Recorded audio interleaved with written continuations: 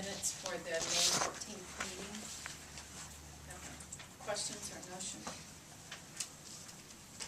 I'll make a motion to pass minutes May 15th. Second. Mr. Hostetler? Yes. Mr. Moore? Yes. Mr. Saxauer? Yes. Mr. Walter? Yes. All right, you also received the current expenses. Any questions? I didn't. How were they distributed? I didn't.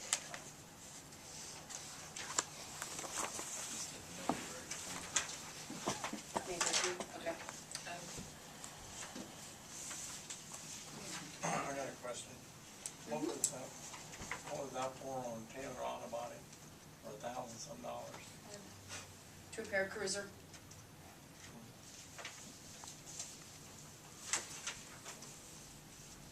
It was reimbursed by the insurance company. I mean, other than $500 are deductible. Okay. So You got that back, so you really didn't put 1,000, it's 17,000. No, we put 500. 500. Mhm.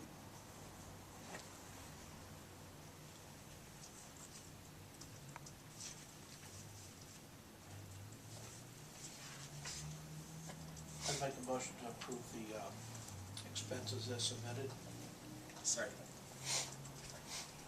Mr. Hostetler? Yes. Mr. Moore? Yes. Mr. Saxauer? Yes. Mr. Walter? Yes. All right, reports. I wanted to make sure everyone's aware that we are going to have a parade on July 4th, thanks to Leslie Perkins, who's here this evening. Starts at 2 p.m. And where's Lina? North entrance of the park. Okay. All right, thank you. Anything else you want to add? 1:30. No, just if, they know, if anyone knows they're gonna have something large, to let us know, so we can get a roster of the certain people who are requesting to be in certain positions. So instead of just all showing up at 1:30 and we try to get everything Sure. shuffled, we'd appreciate it. So I can give out your phone number? Of course. Okay, great, thank you. All right, congratulate JA baseball team. Such a good run this year. They did good. And we had a young scout who painted the north restroom at Pastime Park.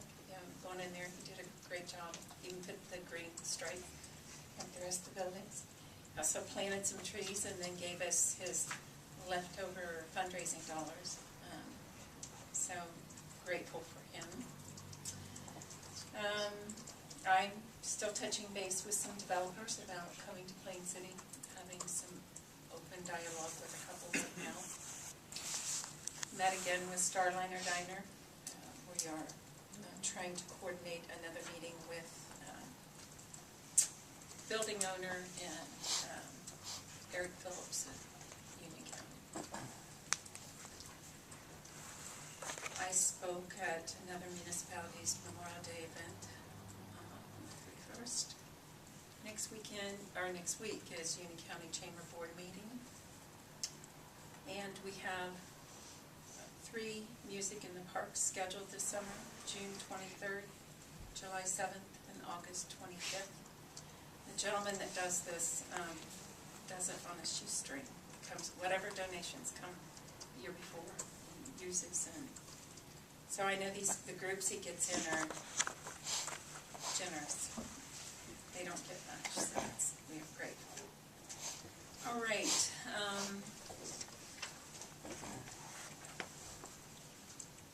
Kevin is on vacation, and John couldn't make it, but he provided a report. The pool is now open daily. Boy Scout camp will be at Pastime Park all this week. They're day camps. This has happened for 2-3 years now. A large tree limb came down in the park. If you hadn't heard that, struck a vehicle, caused a lot of extensive damage to the vehicle, and thankfully there were no injuries. But we have 3 other trees in the park, big trees that are dead, and they need to come down soon. I can't afford another event like that, so the guys are getting estimates for that. Be the Church event is August 18th. Working with that group to identify several projects throughout the village that can help us get some things done. So if you have any ideas, let us know. We also signed a contract with One Call Now. It's what Jonathan Alder uses. It's the same system for them to contact families. After this recent event with the boil alert we had, we needed something more effective. Code Red just works in Union County, so it wasn't effective for Madison. And it's about $2,500 a year. So, okay. Ready for the police chief? Maple Street's going to be closed between Bigelow and Maple Street. If I said Main, I'm sorry. On June the 22nd between 4 to 8 p.m. This is for the fundraiser for Roger Heflin. They applied for their application. It's been approved by the street department and the police department and the fire department. There was a small float that was called the Corpus Christi Parade that the St. Joseph Catholic Church did. They applied for a permit and an application and paid for the officer for that event. That was on June the 2nd, so if you happen to see that float going through town, you know what that was. St. Joseph's also applied for an F2 permit, which is a one-day liquor permit. That's going to be on the evening of November 9th. That's for a fundraising event. And all officers have completed their annual firearms training. And I attended a meeting with Kevin and with Renee to go over and discuss the employees' handbook updates. That was done with the law firm of Fisher, Hoskin, and Albrecht. And then Aaron Howard passed his pre-employment physical and his drug screening and is now in training. And that's going well so far. So the officer who was the replacement for Marcus Ballinger. So that's all I have. Any questions? Thank you. All right, President Pro Tem. I don't have anything to report. Okay. Mr. Alvord. Just a couple issues that we had with regard to purchases, state purchases and state sales. I'm talking with Kevin about with regard to Kevin, as village administrator, is doing the inventory, working on the annual inventory, getting all that together, and there's outdated, outmoded equipment that need to be sold, that you can sell at auction, and we're going to have to put together an ordinance for the village to do that, and also, it could be, there's a number of different ways we can do it. We can talk about it when that comes up, but essentially, where he can, with the approval or consent of council, sell outdated or outmoded equipment so that we can purchase new equipment. And also, we're going to have to put together an ordinance, a resolution approving participation in the state Department of Administrative Services purchasing program that allows you to purchase things at quote-unquote state bid. I think there are some vendors out there that will attempt to sell to various municipalities, suggesting that this is at a state bid price, and indeed it might be, but you still have to have the legal steps so that you don't have to be involved in the state bidding process. And that, I think there's an annual fee of $50 to participate in the DAS program. 100. Is it 100? I thought it had dropped. Maybe it went up. Okay. But we'll put together a resolution for that. And I think that's it. Oh, well, we'll talk about it. I have a quick question. I know we've set up to do, participate in online sales through, I think it's called GovDeals.com. GovDeals. Did that resolution or decision give us a green light to get rid of surplus merchandise, or do we need a separate ordinance or resolution to do that? We need a separate ordinance to authorize the village administrator, who would be the person generally that would be responsible for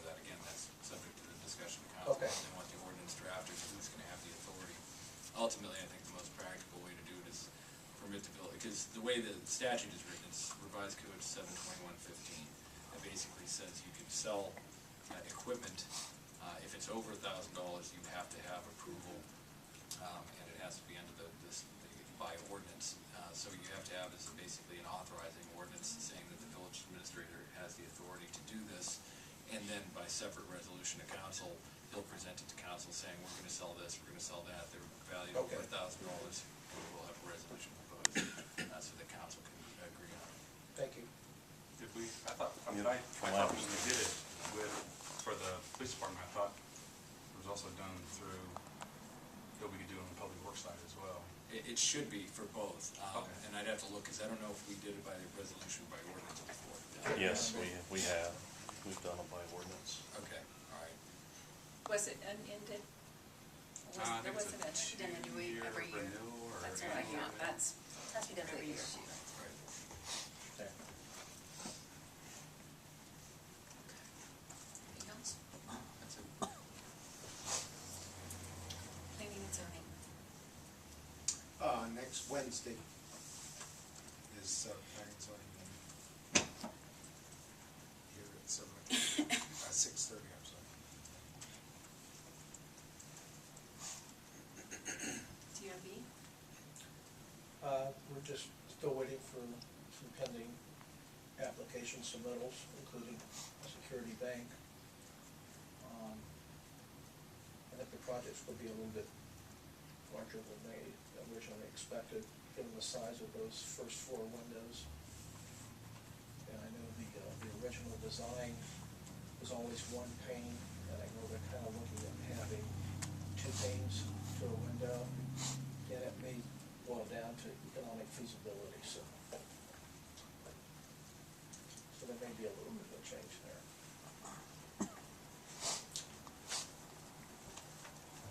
We will hold a special meeting when if the application comes in before our scheduled meeting in August.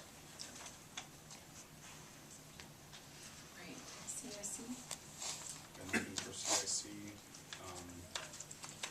have just a little bit of information on the TIP, things if you want me to report on that now. Ms. Lafayette and I had a meeting a few weeks ago to kind of discuss where we were at and the assistance that I would need and that committee would need to move forward. And just received information from him today that he's going to move ahead with a meeting this Friday. So hopefully we'll have a little bit more clearer picture of what we can and cannot do as far as developing districts versus per plot. So that's where we sit with that. Once we get that identified, we'll be able to move forward, with creating those districts. So For a meeting with the state? Yeah, I'm meeting with, it's Sadika White, she's the chief of the community services for the Department of Development. David Goodman is the director of the Department of Development. I've known David, he's an attorney, he and I have worked together many years ago. I've known David for years, he was a state senator. And we're also meeting with Sadika and also with Matt Sutherland, who deals directly with the TIFs, just so we can get a framework for what we're looking at, what the guidelines are. I'm kind of a jack of all trades, and TIFs are something that I haven't been involved in a lot, so I figured I'd go to the source and have a sit down and kind of go over everything. Great. Thanks. Anything on fire? Meeting's Thursday night, it's 5:30.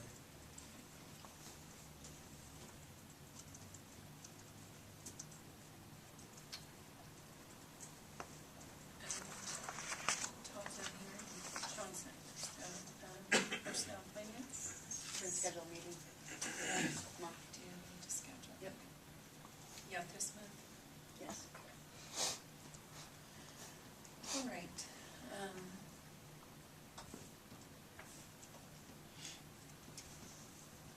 And I don't, Economic Development Committee, there's nothing scheduled yet. I know, you know anything new?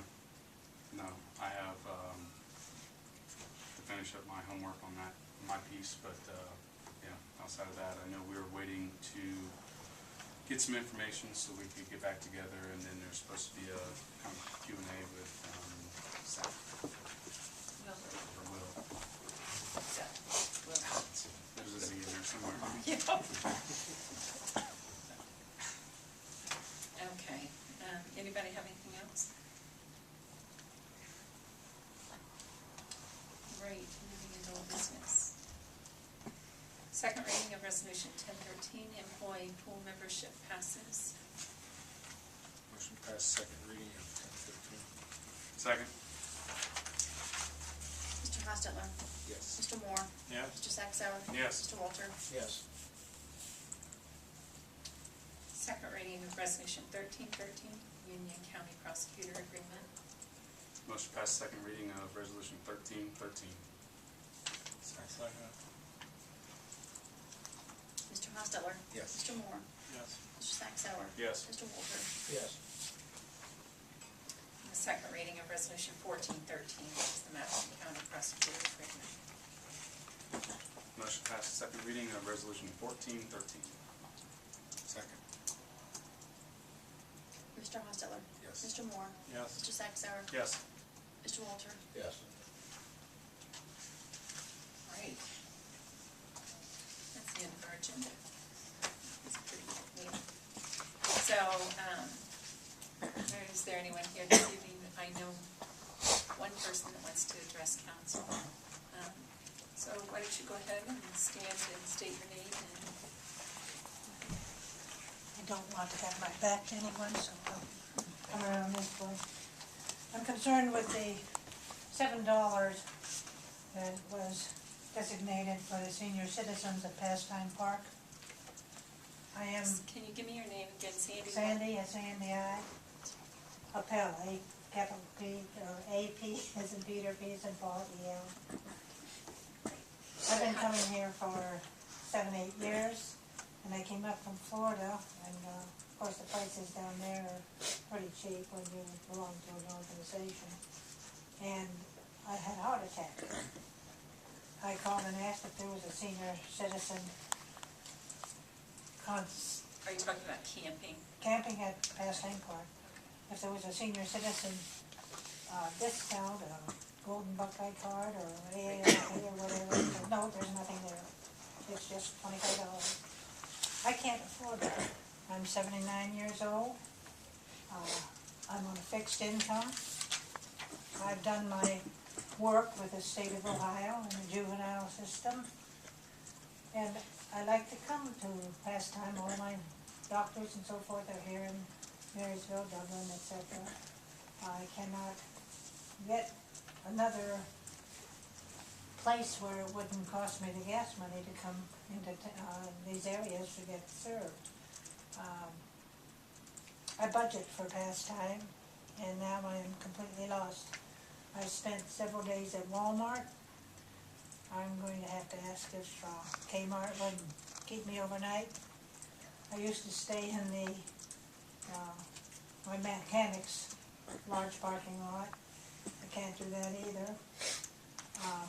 Your season is just beginning. It's not too late to make some changes on that. I have a sample that I just typed up. It doesn't mean that you have to use these figures or anything, but I will appreciate the consideration. Would you pass that over? I would appreciate some consideration for the seniors and the handicapped when it comes to camping there. I don't camp just overnight. I don't camp just on weekends. When I come in, I camp for a week, 2 weeks, and then I go to an organization that I belong to with 30, 40 campers, and we've been camping here very often, and they're not going to bother with $25 because they're all on a fixed income, the same as I. Memorial Weekend, from what I observed, was a bust out here.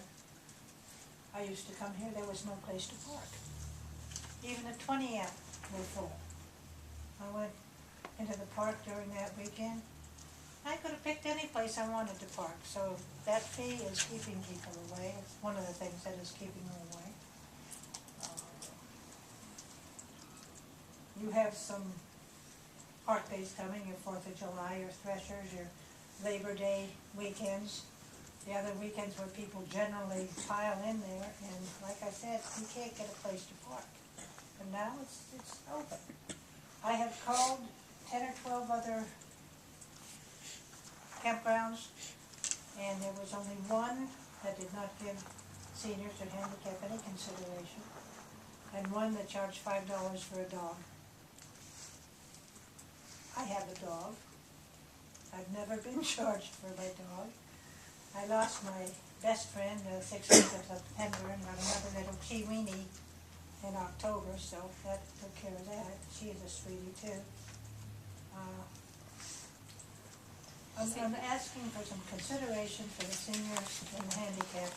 They want to camp there, just come on weekends, or come in and park and have a family affair and don't even pay for their rig. They just come in and put up tents, and they don't pay for the rig, and they go home. I talked to a couple seniors out there while I was there, and I asked them, I said, what do you feel about the $25? And I said, we don't like it, they're coming back. I watched one come in and one go right out.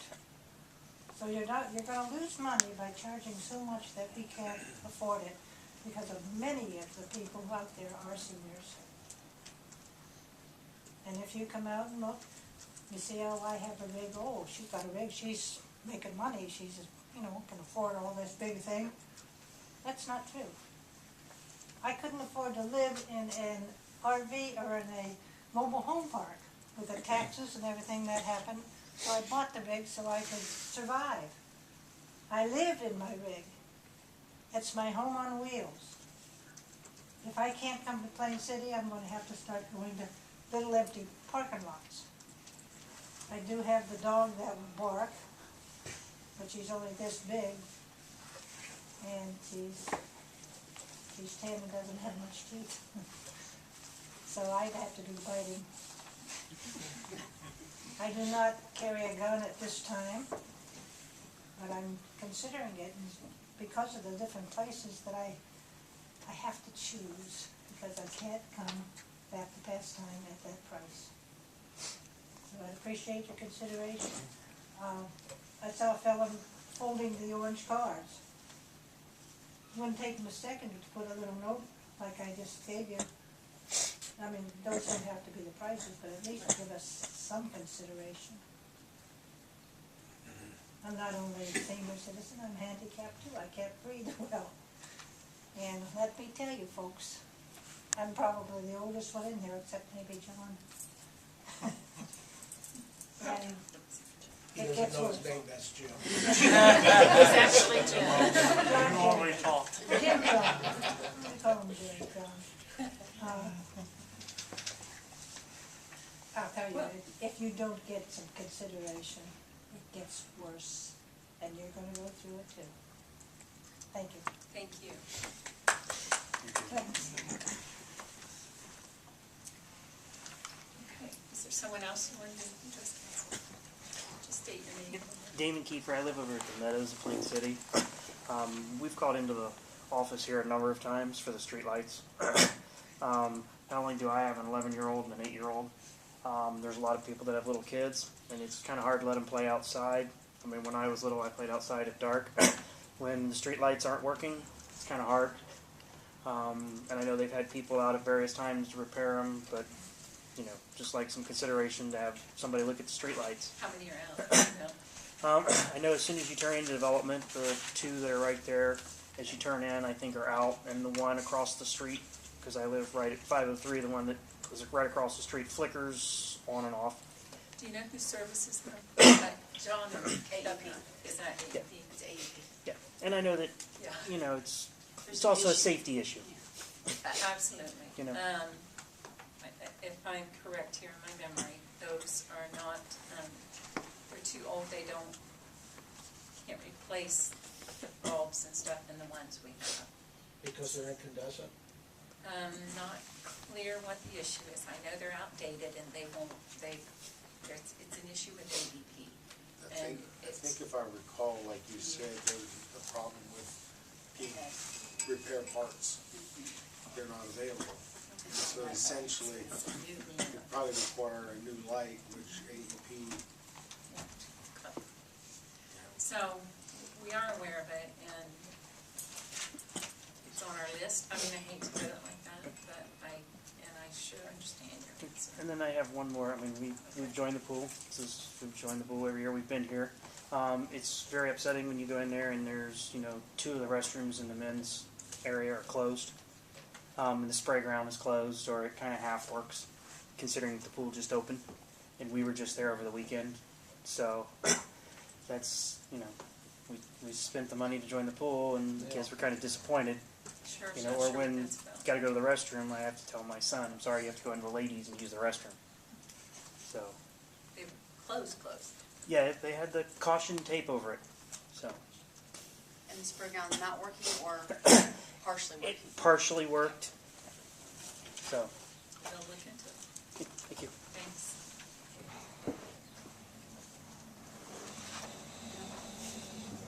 Okay, anyone else? State your name.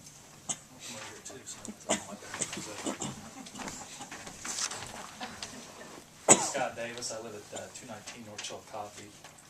I have 2 questions. The first one, I would like to ask the question, does the village receive revenue from the cable provider entitlement to the sole provider in this area? Yes. Okay, why is that? Why? I thought I responded to that. But it's because previous council entered into an agreement that gave them that because we get revenue. Okay. When was that agreement entered in by council? At least 13 years ago. Okay, since then, has it been reviewed? No. Okay. Why not Do you have a recommendation review it? to what end? Open it up to other companies. My understanding now that the cable company that we have in town has increased their charges to the individual homes to where now it's not even, it's not even in the budget form anymore. You're talking about Solari. Time Warner. Time Warner. And the other thing that I was wondering was the revenue that the village receives from, is that the best? It may not be anymore. And that's why I was Sure. suggesting a review of Sure. that contract. The other question I had for you was about the contractual services. 2009, it was 90,000 roughly. 2012, it's up over 300,000.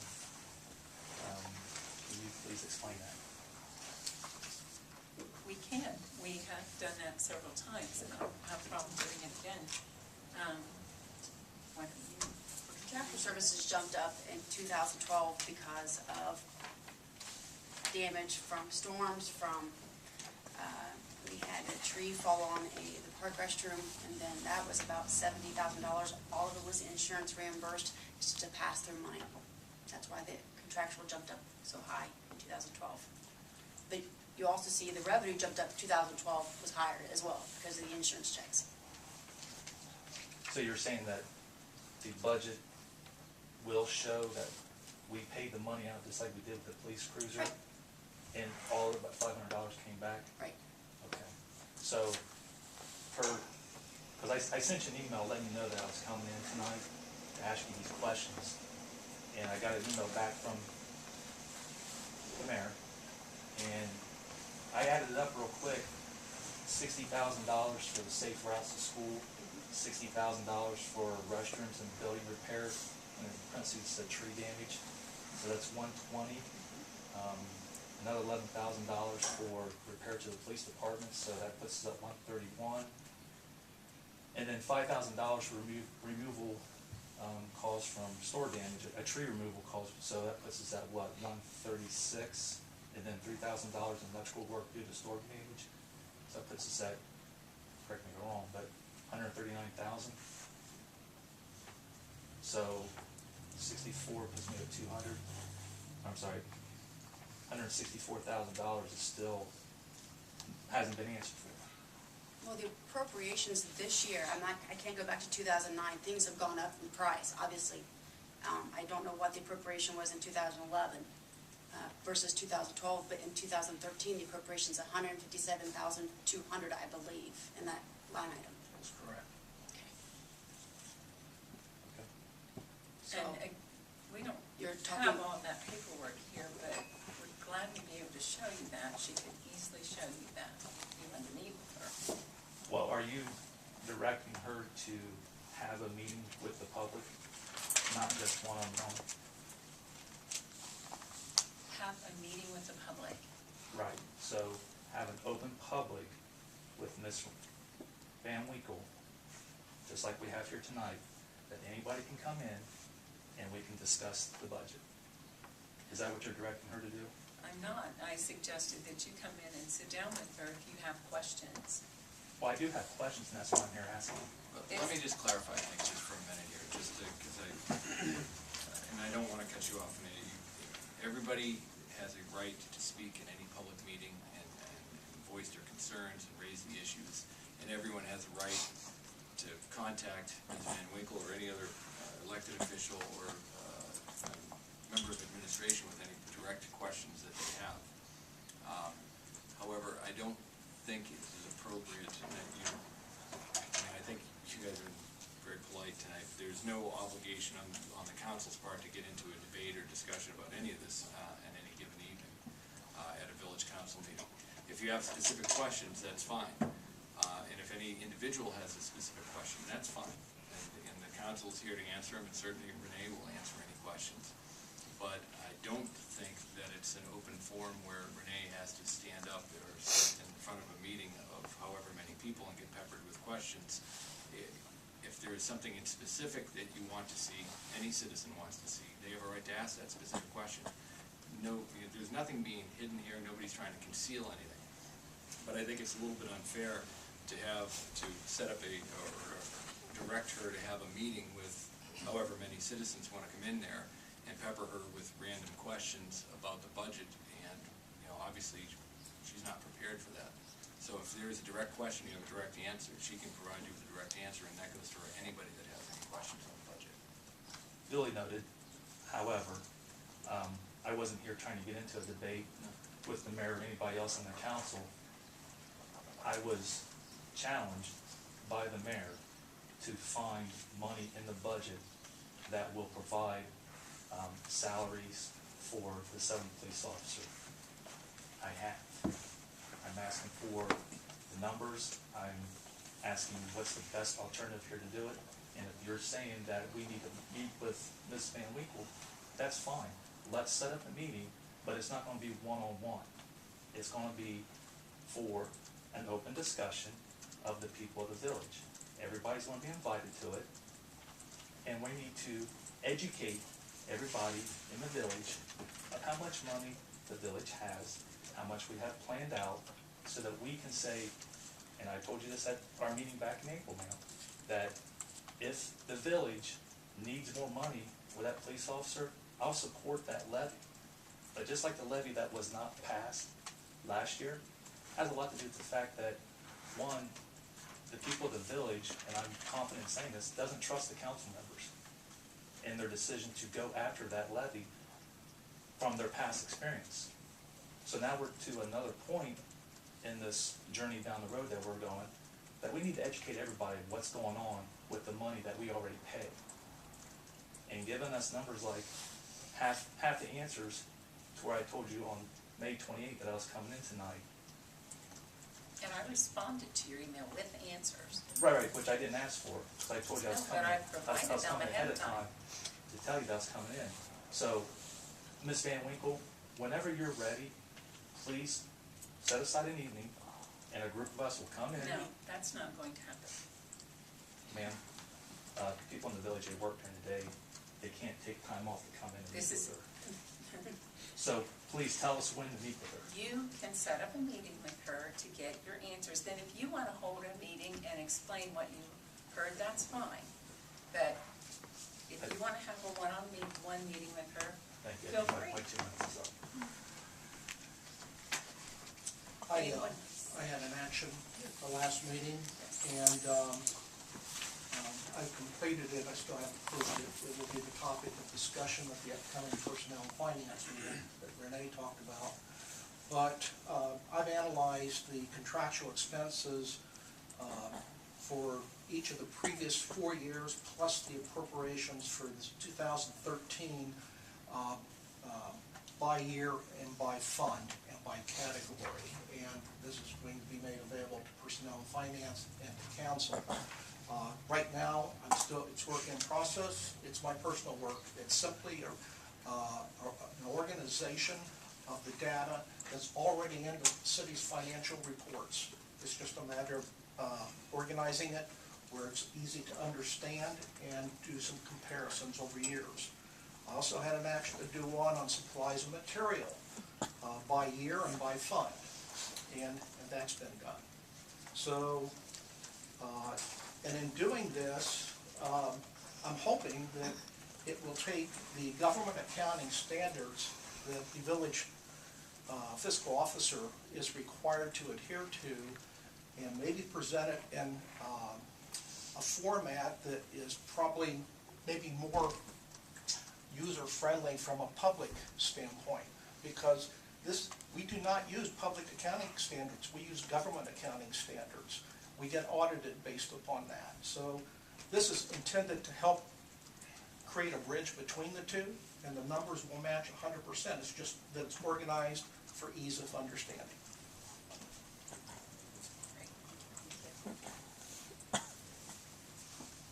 All right, anyone else? I do. Hi, Leslie Perkins. I live on Gray Street here in Hunt City. And another committee is forming that we are going to try again to get a police levy on this November. I did read in the paper, and I didn't know I was going to be asking tonight, so I didn't bring any numbers. But I noticed on one of the newspapers where Chief Hill talked to you about designating a certain percent of the income tax levy. And in the paper it did not say that he got any response. I was wondering if that's been brought up again, any discussion on that, thoughts? Can you kind of talk about that again for just a minute? Well, I had presented the information, but I would leave the response up Okay. to mayor and council. Was I right when I said a certain percent? Yeah. 25%? At today's rate, yes. Okay, which is less than what we are currently getting, is that correct? Correct. Can we get some discussion on that? What's everyone's thoughts? Our concern is if we go through with a police levy and we get that passed, will it take away from the money they get now from the general fund? I know it's a broad question. Well, no, I get the question. Okay. The problem is that you're asking us to make decisions about things we don't know financially. Mm-hmm. And make a commitment when we don't know what's ahead. Okay. And personally, I just don't think that's good financial, Protocol. what was that? Protocol. Protocol, thank you. What's your thoughts, Chief? Anyone else want to comment? No comment. Well, as I stated originally, it was at today's numbers a percentage, and what I had presented was the 25%, which at today's numbers is approximately $250,000. Wasn't that a quarter of a percent income tax? It was a 3-tier process that I had presented. 25%, that's a lot of money. Well, today you're paying 36% out of the general fund, so. That's what you're getting from the police, right? Correct. No, out of the general. I thought what you had in the paper was gonna be a quarter of a percent income tax. My recommendation was a 0.25% increase in income tax, because there hasn't been a rate increase since 1992. So 0.25% of that at today's rate would be $250,000 approximately, using $1 million standard. And then if the village were to set aside a percentage, for example, if the receipts came in at $1 million, it would be $250,000. If they came in at $500,000, it'd be $125,000. If it came in at $2 million, for example, whatever the receipts were, be 25%, not a set dollar amount. And then we would also receive our portion of the millage that we receive for the police levy. Those numbers, they are combined at today's numbers would put us back to 2012 numbers that we were at prior to the cuts. And as I said before, I mean, obviously, if we're funding at 36%, we're supporting the police department. It's not like we're not going to support the police We're not department. arguing that. We just wanna make sure that if we go through this and get this police levy, we're not shooting ourselves in the foot on the police end, because that's my goal, is to help get at least some part-time officers back, because they are stretched. And we're working on some of that currently. In other ways, it's not probably the preferred way maybe, but, we're doing what we can at this point. Anyone else? If I recall, when we discussed the chief's recommendation, in today's time frame, given today's numbers, that 25% of the income tax revenue didn't sound unreasonable. The problem is we don't know what's going to happen 2 years from now. And the concern was, while it sounds pretty reasonable, it could change. And we didn't want to communicate something to the community that it was a guaranteed allocation, because 2 years from now, something else could happen, and we just don't know what that might be. So there may be, council might consider communicating a general intent to do something, but I don't think council is willing to enter into any type of a long-term binding commitment, because we've got more responsibilities than just safety. There's a lot of responsibilities we have to make this village run. But I think it's also fair to say, Mr. Walter, that we've never been at those numbers or any close, and we've been as high as 50% out of the general fund. That's correct. And if we only brought in $100 as a village, we would only take $25 out. I'm just using that as a Vegas extreme. So. Now, but when you look at the various sources of income that we have and how some of it's disappeared through actions not of our own creation, that's what worries me as far as making a long-term commitment. And that was the reason why I thought extensively about that in the way that it was presented, because I wanted it a way that it showed that there was still a commitment that wasn't more than what we were already presenting today, and what was, understanding some of the variables that could happen. And that is why I didn't say, whatever today's dollar amount is, let's stick at that percentage and go forward. That was conscious about the percentage in the workup of it. And like I said, in today's time frame, that it doesn't sound unreasonable. It's just that we don't know what's going to happen 2 or 3 years from now. Would it possibly then be I guess if that is a potential, that I don't know if this is feasible or not, that each year, this is annually reviewed by a set committee, maybe there's a public committee formed of who comes in and reviews that particular item each year to see whether or not there should be increases or decreases. I don't think the village elected officials are going to concede their responsibilities to that type of public. Well, then maybe. Scrutiny's there. It's all public records. Yeah, keep those people involved, and maybe expand it another committee just to the review of that. That way, it keeps involved parties from the public and involved parties from council. Potentially. Just a recommendation. Yeah, I don't see a problem with that. It's just that the decision-making authority still needs to reside clearly with council. I think since the time it was presented that it's been a fair ask. Because, as was stated, it's not, it's less than what it is today, less than what we've contributed in the past. And when you put the two of those together by saying we would be willing to say this percentage with an increase with income, for Strictly Police, that we're telling the community, we're not going to dip below the safety levels that we're currently providing. And I think that's a fair ask, because we're much less now than what we were just last year. Like I said, I think it's a reasonable expectation in today's time frame.